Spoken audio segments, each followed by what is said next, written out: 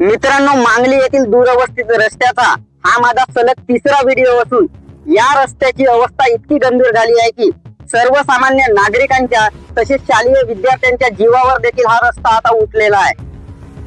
मित्रांनो, या रस्त्याने आम्हाला काही व्यक्ती मिळाले आहेत जे खरकारा फाट्याकडून आलेले आहेत। नेमका या रस्त्याची अडचण सर्वसामान्यांना काय होत आहे त्याबद्दल यांचे मत जाणून घेऊया। नेमकी काय अडचण झाली तुम्हाला?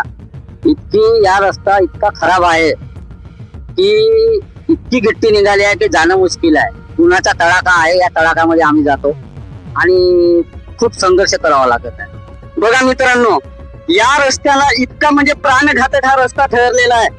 भाऊ आहेत, त्यांचे सुद्धा मत आपण जाणून घेऊया। नेमका काय काय विचार कराल आणि प्रशासनाला काय नेमका तुम्ही विचारणार या रस्त्याबद्दल?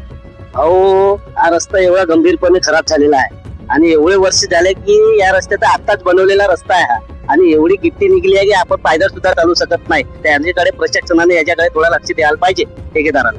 बघा, म्हणजे हा नुसताच आत्ता रस्ता बनलेला आहे आणि या रस्त्याची तुम्ही जर अवस्था बघितली मित्रांनो, तर अक्षरशः फावड्याने ही गिट्टी ओनारण्यासारखा हा रस्त्याची अवस्था झालेली आहे।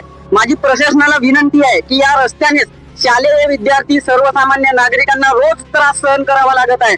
या समस्येवर लवकरात लवकर शासनाने त्वरित या रस्त्याबद्दल काहीतरी निर्णय घ्यावा आणि या रस्त्याला लवकरात लवकर सुधारित करावा।